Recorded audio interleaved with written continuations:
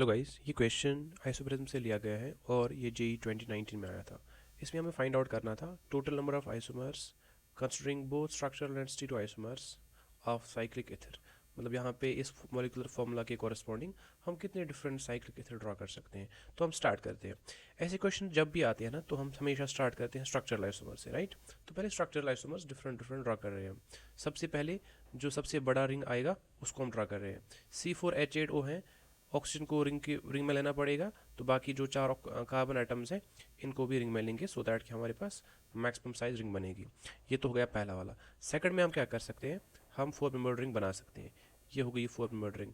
अब हमारे पास एक मेथड बचता है, इसको या तो हम यहाँ पे एडजस्ट कर सकते हैं, और एक पॉसिबिलिटी है कि जो बचा हुआ मेथड है उसको हम यहाँ पे एडजस्ट कर सकते हैं। ये तो हो गई 4 मेंबर्ड रिंग। फिर आ जाओ 3 मेंबर्ड रिंग पे। ये हो गई आपके पास 3 मेंबर्ड रिंग।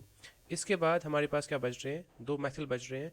देखो मल्टीपल पॉसिबिलिटीज़ यहाँ पे हैं, एक मेथिल यहाँ, दूसरा मेथिल यहाँ। ये तो हो गई एक पॉसिबिलिटी 3 मेंबर रिंग के केस में। फिर आ जाओ ऐसे, एक मेथिल यहाँ पे और दूसरा मेथिल भी यहाँ पे, राइट। फिर नेक्स्ट पॉसिबिलिटी क्या हो सकती है, ये आपके पास हो जाएगा 3 मेंबर रिंग। ये यहाँ पे मेथिल ऐसे करके, मतलब एथिल मैंने यहाँ पे ड्रॉ किया, तो ये हमारे पास 6 स्ट्रक्चरल आइसोमर्स आ गए। वंस आपने स्ट्रक्चरल आइसोमर्स ड्रॉ किए जो भी डिफरेंट बन सकते हैं, उसके बाद हम स्टीरियो आइसोमर्स पे आ सकते हैं।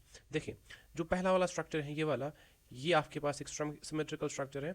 अगर सिमेट्रिकल स्ट्रक्चर है तो ये ऑप्टिकल आइसोमरिज्म शो नहीं करेगा, तो इसमें क्या हो जाएगा, एक ही आइसोमर की पॉसिबिलिटी है। फिर दूसरे वाले में आ जाओ। दूसरे वाले में क्या है कि जो ये वाला सेंटर है ना, ये कायरल सेंटर है। अगर ये सेंटर कायरल है तो ये आर भी हो सकता है, ये एस भी हो सकता है। तो इस कंपाउंड के कॉरस्पॉन्डिंग अगेन दो पॉसिबिलिटीज़ हैं। फिर नेक्स्ट वाले पे आ जाओ। नेक्स्ट वाला क्या है, ये भी सिमेट्रिकल है, यहाँ पे प्लेन ऑफ सिमेट्री ऐसे होगा, तो ये भी ऑप्टिकली इनएक्टिव होगा। मतलब इसमें सिर्फ एक ही हम आइसोमर ड्रॉ कर सकते हैं इसके कॉरस्पॉन्डिंग। फिर यहाँ पे आ जाओ 3 मेंबर रिंग के केस में, ये आपके पास ऑप्टिकली एक्टिव है, कायरल सेंटर यहाँ पे है, यहाँ पे भी आपके पास कायरल सेंटर है। अब यहाँ पे क्या है, दो कायरल सेंटर्स हैं। नाउ अब ये दो कायरल सेंटर्स क्या क्या कॉन्फ़िगरेशन ले सकते हैं। पहला मान लो अगर पहले की आर है, दूसरे की भी आर है, ये एक पॉसिबिलिटी है। सेकंड पॉसिबिलिटी है कि अगर पहले की आर है, दूसरे की एस है, ये पॉसिबिलिटी हुई। नेक्स्ट पॉसिबिलिटी क्या है, अगर पहले वाले की एस है, दूसरे वाले की भी एस है। अब आप बोल सकते हो कि सर क्या ये पॉसिबिलिटी नहीं है एस आर, बट ऐसा नहीं है। ये पॉसिबिलिटी क्यों नहीं है, क्योंकि जो आर एस होगा ना, that will be equal to S R. मतलब ये दोनों सेम होंगे जब हम सिमेट्रिकल स्ट्रक्चर की बात करते हैं। ये तो हो गया ये वाला। तो यहाँ पे 3 पॉसिबिलिटीज़ इसके कॉरस्पॉन्डिंग हुई, तो ये आपके पास 3 पॉसिबिलिटीज़ हैं।